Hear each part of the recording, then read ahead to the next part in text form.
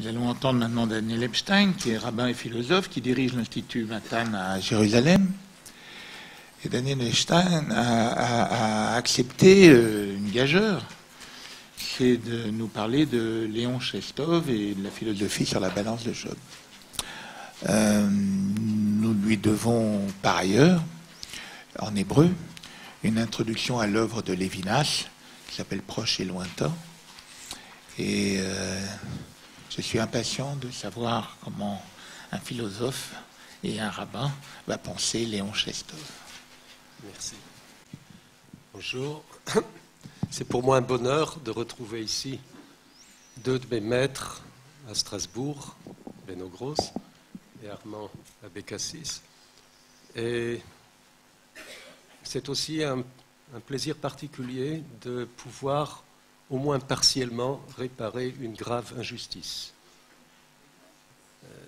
La disparition, je dirais non pas physique, mais spirituelle de Chestov, panorama courant, puisqu'il est très largement ignoré. Et je voudrais commencer par une petite anecdote personnelle. C'était après notre montée en Israël.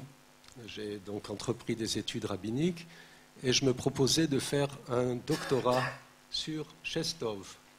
J'ai donc proposé cette idée à celui qui dirigeait à l'époque le département de philosophie à l'université de Bar-Ilan, le regretté Moshe Schwartz, qui a accepté ce projet avec beaucoup d'intérêt, de sympathie, mais j'ai découvert très rapidement que je m'étais engagé dans une entreprise impossible.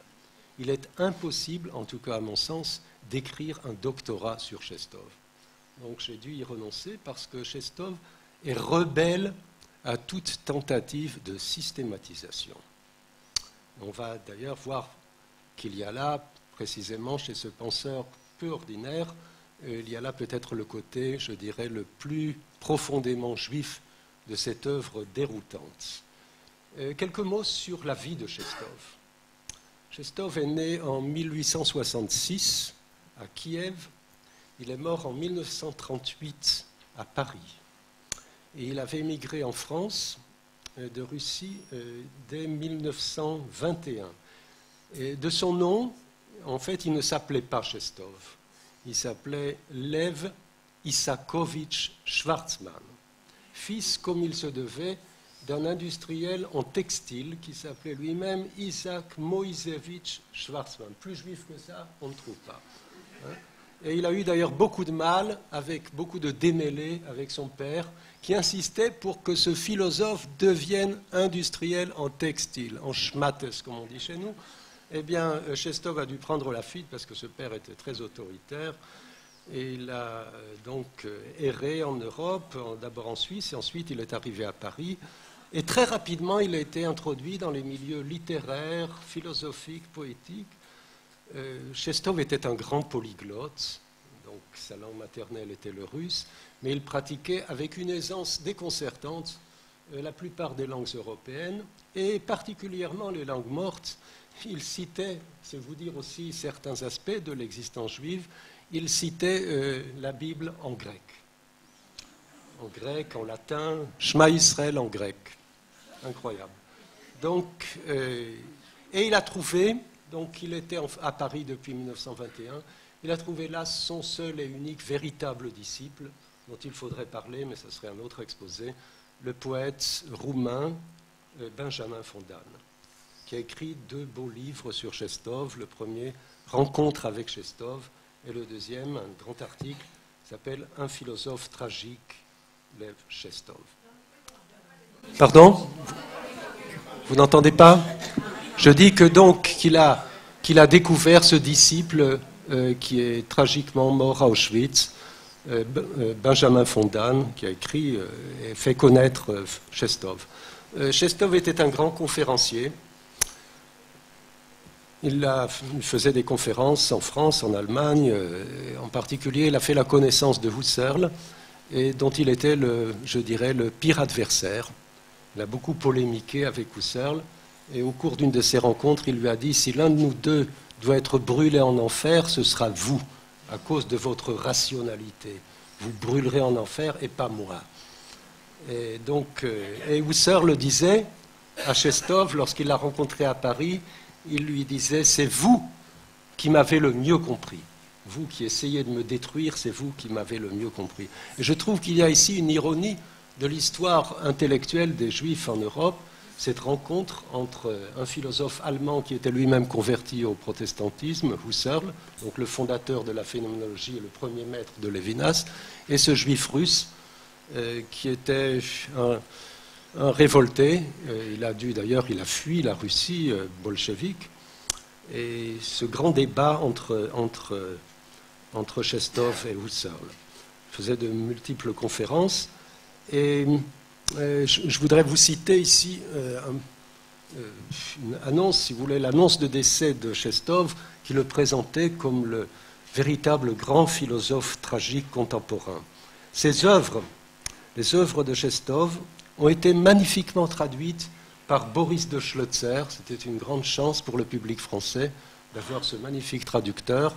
Il a traduit la plupart des œuvres de Chestov. Je vous cite les titres les plus importants: La philosophie de la tragédie, L'apothéose du déracinement, Les grandes veilles, Le pouvoir des clés, et puis ce livre dont je vais parler tout à l'heure, qui a donné le titre à ma réflexion d'aujourd'hui, sur la balance de Job. J'en dirai quelques mots tout à l'heure, ce que c'est que cette balance de Job. Il a écrit aussi un livre, Kierkegaard et la philosophie existentielle, en 1939, et qui lui a valu une recension d'Emmanuel Lévinas, très élogieuse d'ailleurs, et ce livre si significatif, au titre significatif, Athènes et Jérusalem. Et enfin, un petit livre sur Tolstoï, L'homme pris au piège. La première question, si vous voulez, sera pourquoi cette ignorance de Chestov? Pourquoi lit-on si peu Chestov? Je n'ose pas demander ici qui a lu Chestov dans l'Assemblée. J'ai demandé si quelqu'un dans la salle, par hasard, aurait jamais découvert un livre de Chestov et l'aurait même lu. Votre silence est éloquent. Et en fait, il n'y a pas de honte à ça. On ne lit pas Chestov. On lit très peu Chestov. Or, la prose de Chestov, dans la traduction de Boris de Schlözer, est absolument sublime. Elle est magnifique. C'est un grand prosateur. Et d'ailleurs, à la différence de la plupart des philosophes que nous connaissons, y compris ceux que j'aime tant, Lévinas, Jankélévitch, il est absolument clair. Il est très clair. Chestov, peut-être c'est une des raisons d'ailleurs pour lesquelles il est ignoré. C'est un philosophe qui n'écrit pas comme les philosophes. Il écrit avec passion, avec fougue. C'est un philosophe absolument non systématique. Il exprime, je dirais, en un langage clair, et souvent d'ailleurs convaincant, des idées inacceptables, des idées scandaleuses, véritablement scandaleuses. Et je dirais d'emblée qu'il commet le crime philosophique le plus grave, par excellence. Celui qui vous exclut, je dirais, d'emblée, de toute carrière universitaire. Et ce péché, il a été dénoncé par Platon. Platon disait, il y a ceux qui sont des misologues. Misologues, c'est-à-dire ceux qui n'aiment pas la raison, qui s'attaquent à la raison. Or, selon cette définition de Platon, Chestov était peut-être le plus grand misologue contemporain. Il s'attaque au logos. Il faut bien le dire en grec, le logos, la forme grecque, si vous voulez, de la pensée. Et il prône, ce qui est un véritable scandale dans les milieux fréquentés par Chestov, il prône un retour à la Bible et aux prophètes. Et il va opposer, dans sa vision, je dirais, exaltée, va opposer Job à Hegel. Il va opposer Jérémie et Isaïe à Spinoza. Et je le dis ici, c'est un point très personnel, ici, cette opposition, je dirais, féroce de Chestov à Spinoza, parce que j'ai découvert Chestov, lorsque j'étais encore étudiant en philosophie à Strasbourg, alors que je me débattais avec Spinoza, sur lequel j'ai écrit un diplôme d'études supérieures porté sur Spinoza, et je cherchais désespérément une issue à cette pensée que je sentais qu'elle me verrouillait complètement, et c'est alors que j'ai découvert Chestov. Eh bien oui, Chestov ne se contente pas d'opposer Job à Hegel ou Jérémie à Spinoza, mais il déclare que les bergers ignorants de Palestine savaient des choses que Kant ignorait, que Descartes ignorait, que Descartes et Kant ne voulaient pas savoir. La philosophie, bien sûr, nul ne la connaît mieux que Chestov. Chestov non seulement la pratiquait, l'enseignait, mais je dirais qu'il connaissait les textes comme un grand talmudiste pour citer le Talmud, si on me permet cette comparaison. Et il savait très bien que les philosophes cherchent une chose, et une seule chose. Ils cherchent la vérité. Non seulement ils cherchent la vérité, mais ils estiment que ce qu'ils écrivent, ils l'écrivent sous la contrainte de la vérité. Pas uniquement par leur bon plaisir, parce qu'ils veulent trouver la vérité, mais parce que la vérité les contraint à écrire ce qu'ils écrivent. Et Chestov ne se lasse pas de citer Aristote, qui disait la vérité, c'est plus qu'une contrainte, c'est une nécessité. C'est une nécessité. Et la nécessité, disait Aristote, ne se laisse pas persuader. Eh bien, la nécessité enseigne que ce qui a été définitivement. Beno Gross, vous avez magnifiquement parlé de ces différentes périodes de l'histoire juive, mais pour le philosophe, ce qui a été ne sera plus. Il n'y a pas de restauration du passé. Or, dit Chestov, que dirait le philosophe de cette prière des Juifs? Que ma langue soit attachée à mon gosier si je t'oublie, Jérusalem. Phrase que nous répétons à tous les mariages. Mais c'est impossible. Il faut oublier Jérusalem, dit le philosophe. Jérusalem a été détruite. Ce qui a été détruit ne sera pas reconstruit.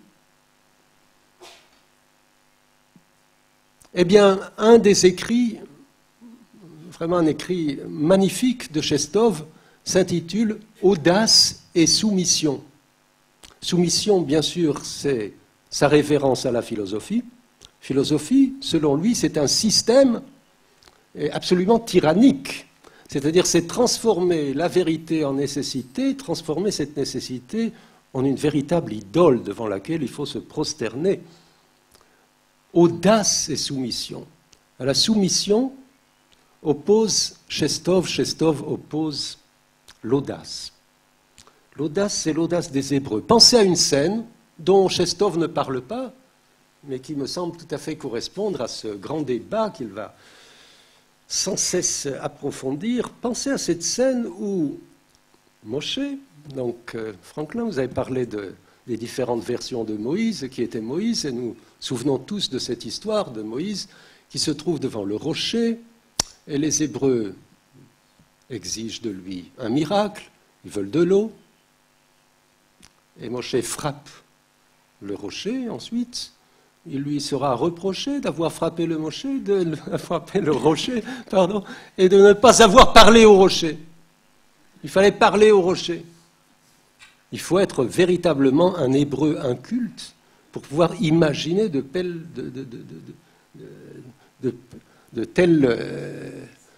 bêtises. Comment est-ce qu'on peut imaginer une chose pareille? Il faut parler au rocher. Et le philosophe dirait, mais devant le rocher, tu ne peux que t'incliner, tu ne peux que te soumettre. Et je dirais que Chestov, j'aimerais le présenter comme un grand lutteur. Chestov, c'est un lutteur, c'est un philosophe combatif. Il n'expose pas des idées, il se bat. Il se bat, et cela évoque toujours, lorsque je le relis maintenant, cela évoque pour moi la lutte, fameux passage dans le Sefer Breshit, la lutte de Jacob avec l'ange.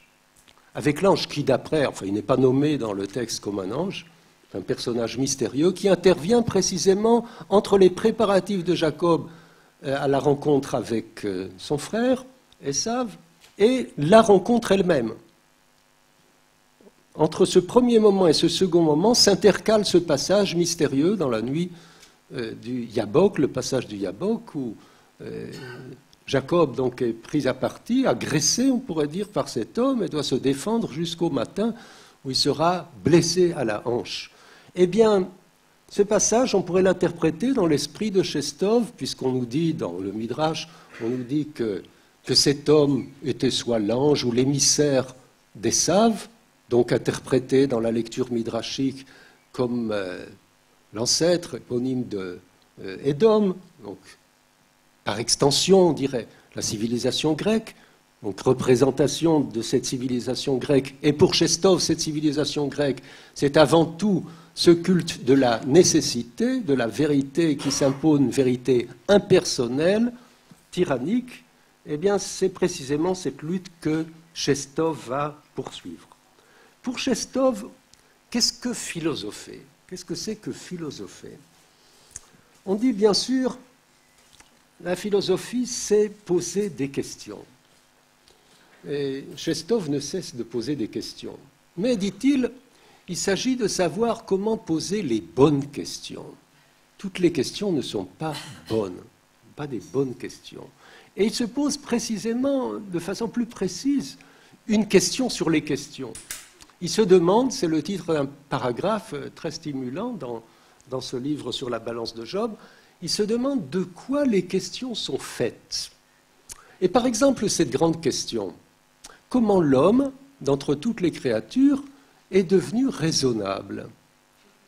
Comment est-ce qu'on est devenu raisonnable? Alors on nous répond, dit Chestov, on dit, mais en fait, il ne devrait pas y avoir ici de grandes surprises parce que l'histoire, c'est une évolution. C'est une évolution. Donc il y a une évolution, une progression, on monte progressivement jusqu'à l'humain raisonnable. Et Chestov nous dit que l'évolution, qu'est-ce que c'est que l'évolution? C'est le culte, belle définition de Chestov, c'est le culte des différences imperceptibles. C'est-à-dire qu'on nous dit, il y a bien sûr une différence entre tel ou tel animal, etc., jusqu'à ce qu'on arrive un peu plus d'intelligence et encore un peu plus d'intelligence, parce que ce que l'on craint, avant toute chose, ce que l'on craint, ce sont les sots. Comme le dit Chestov, on veut expulser de la vie les soudains, brusquement, inattendus. Et de cette façon, on va résoudre la question. On va nous dire l'homme est devenu raisonnable à la suite d'une longue évolution et faite de différences imperceptibles. Or, la thèse de Chestov, c'est de dire que si la Bible a raison, il laisse toujours cette hypothèse possible, pourquoi est-ce qu'elle n'aurait pas raison après tout? Eh bien, si la Bible a raison, il faudrait dire que, comme le dit le texte biblique, que l'homme ressemble à Dieu. Et comment est-ce qu'il ressemble à Dieu? Précisément, il faudrait faire apparaître en lui, non pas la petite différence, mais ce qu'il y a de moins perceptible, c'est-à-dire le soudain, l'inattendu. Ou, comme le dit le texte biblique à propos de la création, comment se passe la création? Pas par des petites différences imperceptibles, mais par 10 paroles dont chacune est une surprise. Chacune est un véritable saut. Chaque jour de la création, c'est un soudain, c'est un inattendu. Rien ne pouvait laisser prévoir cela. La bonne question, c'est précisément celle-là. Or, nous dit Chestov, les philosophes nous ont habitués à d'autres questions. Il cite, voilà, une des cibles de Chestov, comme je vous l'ai dit, c'est Spinoza. Or, Spinoza dit, au début de son traité sur la politique, il nous dit « Je vais parler des affaires humaines comme nous avons l'habitude de parler des triangles, des cercles, géométrie, mathématiques, etc. Nous avons appliqué la même méthode à l'humain que nous appliquons dans les sciences. Et, dit Spinoza, mon grand principe, la règle qui doit nous guider, il ne faut pas rire, il ne faut pas pleurer, il ne faut pas maudire, sed intelligere, il faut comprendre. Il nous faut comprendre. Et Chestov, qui parodie Spinoza, nous dit, c'est très simple alors, ce que veut Spinoza, c'est que nous posions des questions qui ne nous concernent pas. Nous allons parler de ce qui nous importe le moins et donner des réponses dont nous n'avons nul besoin. Parce que Ce qui nous intéresse, c'est ce qui nous fait rire, c'est ce qui nous fait pleurer, c'est ce qui nous fait souffrir, c'est ce qui nous fait peur. Donc toutes ces émotions et ces passions humaines que Spinoza voulait exclure du discours philosophique pour nous contraindre à réfléchir à la nécessité. Grand thème de Chestov, la philosophie, que l'on dit être une sorte de propédeutique à l'éveil, dit que la philosophie ouvre l'esprit et nous éveille, eh bien, dit Chestov, lui-même, donc je dirais philosophe, de tout son être, il est philosophe, eh bien, il nous dit non. Ce que nous voulons, nous, c'est-à-dire nous les philosophes, nous les scientifiques, nous voulons avant tout la tranquillité. Nous recherchons la tranquillité. Nous essayons d'étouffer en quelque sorte les bruits qui risqueraient de nous déranger. Je vais vous raconter à ce propos une petite histoire. Une histoire qui est rapportée dans le Talmud, dans le traité Baba Batra. On nous dit dans le traité Baba Batra que Yosef, fils de Rabbi Yoshua, est tombé gravement malade. Il était très malade et on a cru un moment qu'il était mort. Miracle, il ressuscite, il se réveille de son coma et son père lui demande « Alors que tu étais absent, tu avais déserté ce monde, qu'est-ce que tu as vu ?» Et il a eu cette réponse, il a dit « J'ai vu le monde à l'envers ». Qu'est-ce que c'est que le monde à l'envers? J'ai vu que ceux qui sont ici-bas en haut se trouvaient là-bas en bas. Et ceux qui sont ici en bas se trouvaient là-bas en haut. Pas d'autre explication. Mais les Tosafot, dans le traité Baba Batra, les Tosafot nous disent que l'explication de ce monde à l'envers se trouve dans un autre traité du Talmud. Vous savez que les traités du Talmud correspondent entre eux.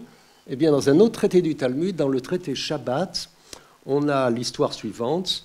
On a un des grands maîtres du Talmud, Shmuel, qui était en train de rendre la justice dans son tribunal. Donc il y a un protocole en justice, qui est ce qui va être jugé aujourd'hui, etc., de telle heure à telle heure un tel, de telle heure à telle heure un tel, système bureaucratique. Et puis une femme fait irruption dans le tribunal et demande, elle crie, elle demande à être jugée de toute urgence. Et Shmuel est indifférent à ses cris. Et son élève se trouve devant lui. Son élève s'adresse respectueusement à son maître et dit « Est-ce que notre maître ne craint pas d'enfreindre ce qui est écrit dans le verset de Michelet, « Otem osno mishmoadal » celui qui ferme son oreille au cri du pauvre, « Gam tfilato toeva » sa prière sera une abomination. L'histoire s'arrête là, et d'après les Tosafot, c'est exactement ça le sens du monde à l'envers. Le monde à l'envers, c'est celui qui n'a pas entendu la plainte de cette femme, qui a dérangé le bon ordre du tribunal, donc qui a enfreint le protocole, qui a enfreint l'ordre de la loi. Eh bien, ce maître se trouvera au pied de son élève qui, lui, était sensible à ce cri. Et c'est exactement ça. C'est que Chestov, lui, voudrait ouvrir le discours philosophique aux cris qui la dérangent, aux émotions qui la dérangent. Et Chestov le dit sans cesse. Il nous dit, la philosophie, c'est l'exercice du sommeil, parce qu'on voudrait nous donner la tranquillité, on voudrait apporter l'apaisement. Mais la véritable philosophie, parce qu'il philosophe dans son opposition à la philosophie, il ne cesse pas de philosopher.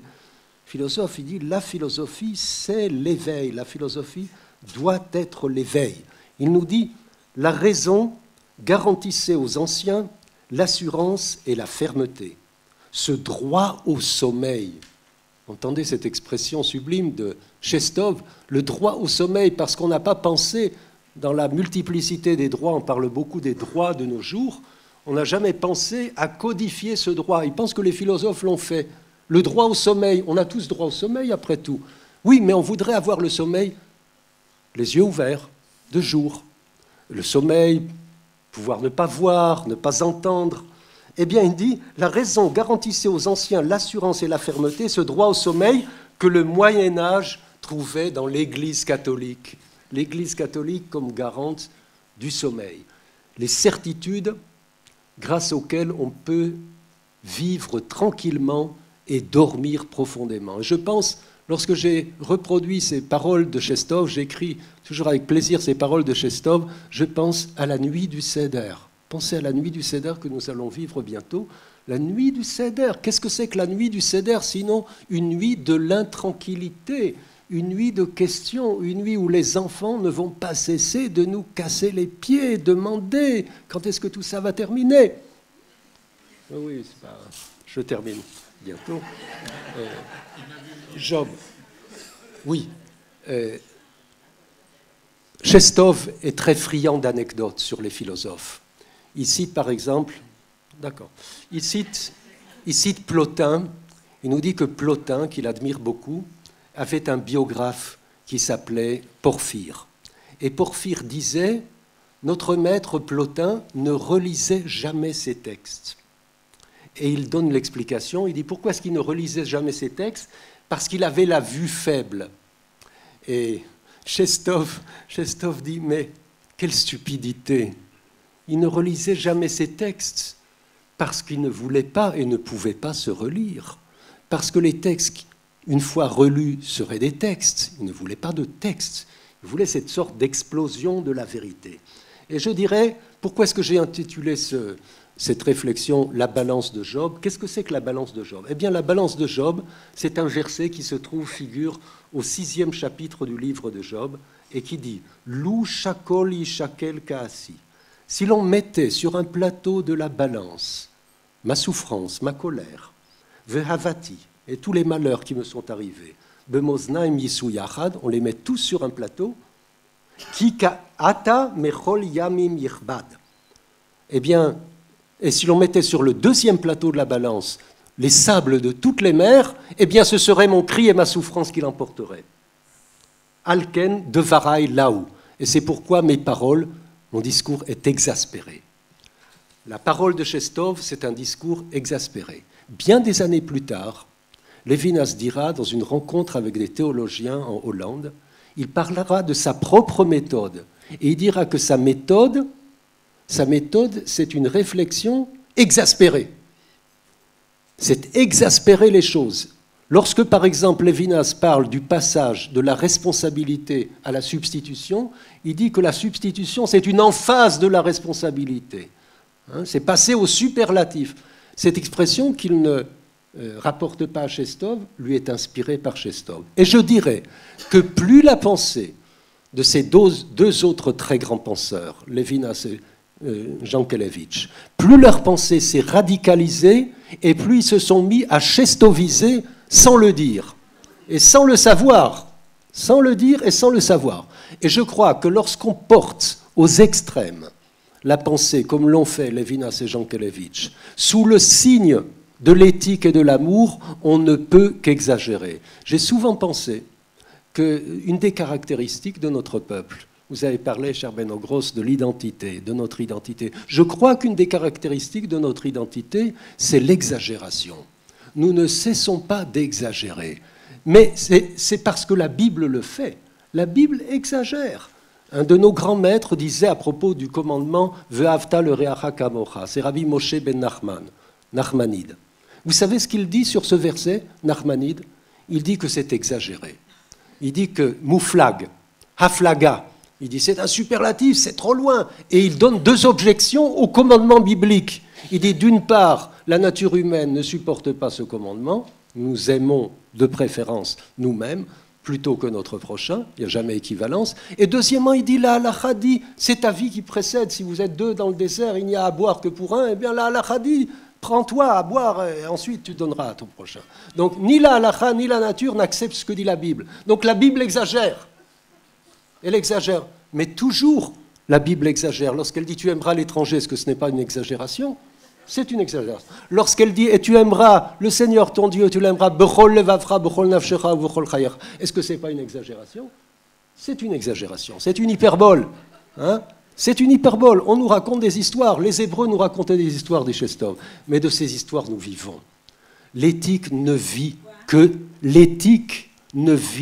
que de cette exagération. Il faut porter, si vous voulez, lorsqu'il s'agit d'éthique, lorsqu'il s'agit de la relation autrui, il faut, je dirais, bousculer les règles de la bienséance. il faut bousculer les règles du protocole et il faut être capable d'entendre ce que les représentants de l'ordre nous interdisent d'entendre lorsqu'ils nous ordonnent le sommeil.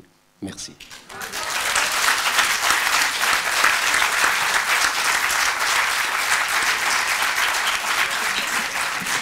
Merci Daniel d'avoir contribué à une de nos missions de cette journée.